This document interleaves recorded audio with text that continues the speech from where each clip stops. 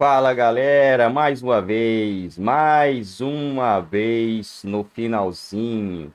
O Vasco é o time que toma gol desde o ano passado, galera. Desde o ano passado, o Vasco é o time que toma gol ou no começo do jogo, ou no final do primeiro tempo, ou no início do segundo tempo, ou no final do jogo. Cara, fura a bola.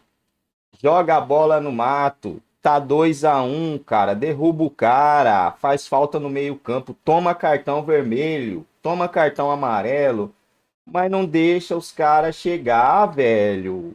Mano, é 3 pontos. Perde um jogador pra próxima partida. Toma um cartão vermelho. Eu acho que seria muito, né? Seria uma falta muito desastrosa. Mas dá um carrinho no cara que você vê que não vai ser pra quebrar a perna do cara. Derruba o cara, pô. Não deixa o cara chegar na área pra cruzar aos 94 do segundo tempo. Pô. Aí é muita sacanagem. Ah, por que o Pedrosa vai... Ah, não. Vai ter um probleminha contigo aí. Ah, é? Aham. Qual o problema? No finalzinho, não teve um negócio disso? É, Põe aqui. tem sido um problema recorrente. Me dá aí É um do Bolazzi. tigre. Dá um Bolazzi. Dá um Bolazzi aí. Põe O cara na tem tela. 6 gols Sabe no o ano. que ele falou? 3 no Vasco. Quando eu tiver na seca, eu tenho que enfrentar o Vasco. Põe na tela. Já vamos falar do Vascão. Ô, Big Boys, pode deixar minha cara. Oh, meu Deus, o que aconteceu? O Vasco tava ganhando e no final sofreu o empate do Criciúma. É difícil jogar contra o Criciúma lá. Eu quero saber se ele tá sorrindo. Cadê os dentes novos dele, essas dicas dele? Hoje ele não tá mostrando. Cadê? Mostra como foi esse jogo. O time da casa começou pressionando e logo aos 6 minutos Bolasie apareceu livre e abriu o placar, 1-0. O empate do Cruz Maltino veio em um golaço. David arriscou de longe e mandou no ângulo, tudo igual com gol de placa. E aí o Vasco foi pra cima, Piton achou o Ryan dentro da área e o jovem não desperdiçou. Gol e muita comemoração do cria da colina. Só que quando a virada parecia certa, já nos acréscimos, Bolasie subiu de cabeça para anotar o seu segundo gol. Empate com gosto amargo para o Vasco de Rafael Paiva. Final, Vasco 2, Criciúma 2. Uma palavra, não? Não, hoje é só do Venê. Ô, Pedrosa, o que aconteceu? Cara, muita coisa. Essa é a música média. Cara, até chegar no na Você tá palavra. tendo sorte. Da última vez entrou um tigre aqui. É, não, mas olha só. Pô, mas foi Ontem 4. foi outro contexto. Quem tomou 4 ontem foi você. Não fui eu. Toma! Entrou um Kamehameha aqui pra mim, pô. Entendi. Olha, Fernanda Maia, vamos lá. Inicialmente, o Vasco repetiu erros muito parecidos com o jogo do Red Bull Bragantino. Inclusive do mesmo personagem que se chama Léo. O zagueiro Léo ele falhou aos 5 minutos contra o Red Bull Bragantino. O Vasco conseguiu a virada naquela ocasião em São Januário e depois tomou um gol aos 44 minutos com Elinho entrando na área num cruzamento, 2-2 em São Januário, 2 pontos jogados no lixo. Ontem aconteceu exatamente a mesma coisa. O Léo Pelé ele acaba falhando no primeiro momento aos 5 minutos, não só na cabeçada que ele corta e dá a bola no pé do jogador do Criciúma, mas também quando ele viu o Bolasie passando por ele e não conseguiu acompanhar, a falta de atenção, não consegue também. Isso não foi só um problema do Léo, do sistema defensivo, mas ele tá na jogada e ele deveria ter cortado. 1-0 Criciúma. O Vasco, dentro do primeiro tempo, consegue ter um poder de reação muito importante, uma equipe que não se abdicou de jogar, se expôs sim, correu riscos sim, mas porque estava buscando a virada, e conseguiu a virada. O Paê no primeiro momento não estava jogando bem, depois ele tomou conta do jogo, facilitando, junto com o Adson também. O Lucas Piton, que para mim é o melhor lateral esquerdo do Brasil, conseguiu também melhorar no jogo, deu assistência para o Ryan. O David acerta um chute maravilhoso, e mais uma vez o David participando de gol, mesmo com a irregularidade dele, é um jogador muito importante para o Vasco na temporada, e o Vasco vira a partida com o garoto Ryan. Ótimo, poder de reação, mereceu virar a partida naquele primeiro tempo. Lá no Twitter eu coloquei assim: o meu medo é o Vasco parar de jogar. É o Vasco não matar o jogo como foi contra o Red Bull Bragantino. E aconteceu exatamente isso. Mas por quê, Fernanda Maia? Logo aos 10 minutos de partida, o Léo Pelé, que é o jogador que a gente citou aqui, que mais uma vez cometeu um erro defensivo, dessa vez ele cometeu um erro ofensivo também.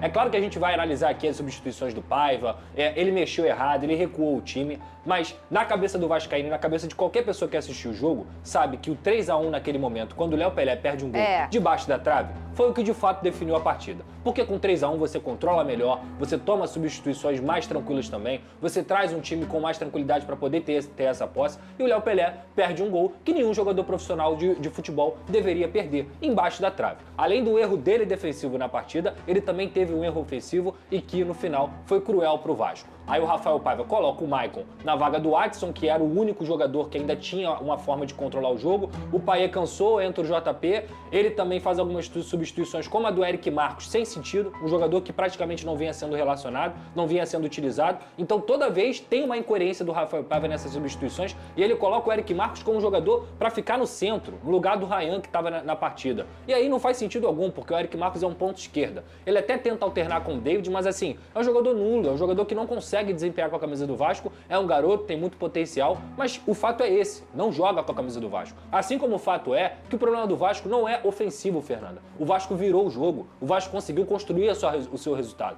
Mais uma vez, esse resultado foi entregue pelo sistema defensivo, especificamente pelo Léo Pelé, que é um jogador que frequentemente prejudica o Vasco. Então, a diretoria, que até acertou a contratação de um ponta, precisa urgentemente trazer zagueiro. O problema do Vasco é defensivo, não é ofensivo, por mais que seja importante você reforçar. O problema do Vasco é zagueiro, tem que contratar. Ô Venê, por que onde você entende que é esse problema nessa oscilação? O Pedrosa trouxe essa questão de ter sido contra o Red Bull, a mesma coisa. Você desperdiçar 2 pontos, e agora a gente está falando de 4, podendo sair com uma vitória e sair com um empate, um até dentro de casa, por uma oscilação no final. Perdeu 4 pontos. Então, eu falei... Uma vitória e um empate, não. O Vasco empatou 2 vezes. Então, perdeu 4 pontos. 4 pontos. Isso aí, foi o que eu falei. Dois empates. 2 empates podendo ser 2 vitórias. Exato. E um em casa, que foi contra o Red Bull, né? Não foi contra o Red Bull, não foi em casa? Isso. Então, o que é essa oscilação final? Achei que fosse Alan e Davi Luiz agora, batendo cabeça. Mas eu não Ontem falei... foi assim. Porque você falou um empate e uma vitória. Não, 4 pontos, né? Que poderiam ser 2 vitórias e foram 2 O empates. Rafael Baba confundiu a gente, Fernanda. Mas Fica eu falei tranquilo. errado, então, mas eu pensei isso aí. Eu falei o 4, né?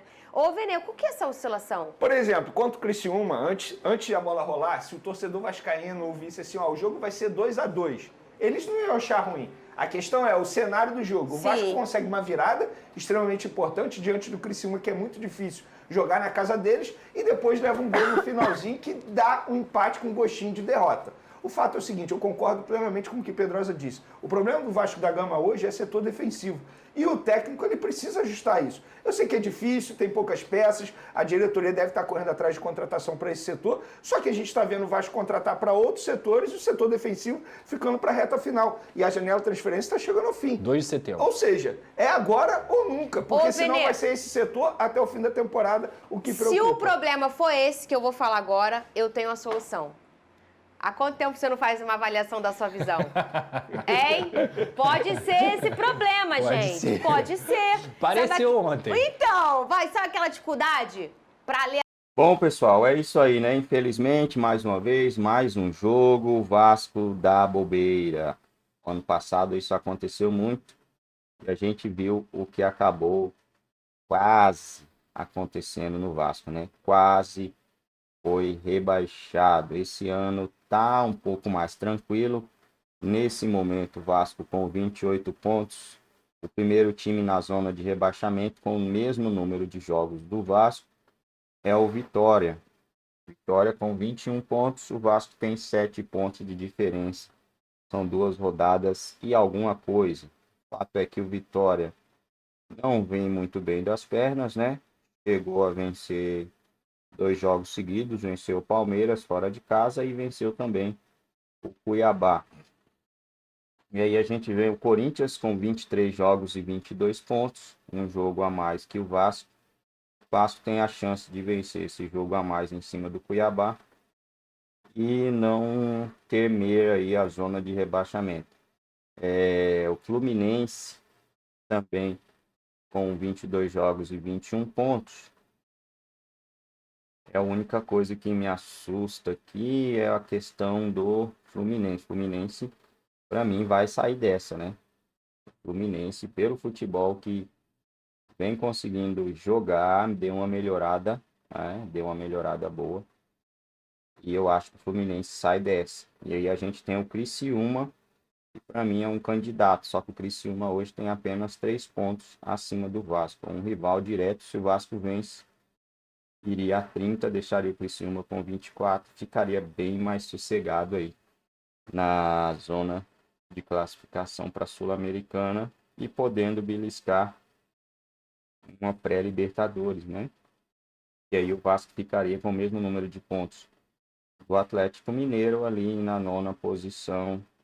O primeiro time na zona de classificação da pré-Libertadores nesse momento tem 38 pontos, é o São Paulo. Mas eu acredito que abrirá mais 2 vagas, né? Uma da Copa do Brasil e uma pela Conmebol Libertadores. E pode abrir até mais 3, caso, para mim, o Fortaleza é favorito a Sul-Americano. Fortaleza e o Cruzeiro, né? Podemos ter aí um G9. Podemos ter 9 times brasileiros na Conmebol Libertadores do ano que vem. E o Vasco tem chance para ir, tem chance, mas precisa melhorar o seu sistema defensivo com urgência, né? Não dá para acreditar que o Vasco deixou o Red Bull Bragantino e o Criciúma empatar. O Vasco poderia hoje tranquilamente estar com 32 pontos no Campeonato Brasileiro e poderia também estar aí com, né, 4 vitórias consecutivas novamente.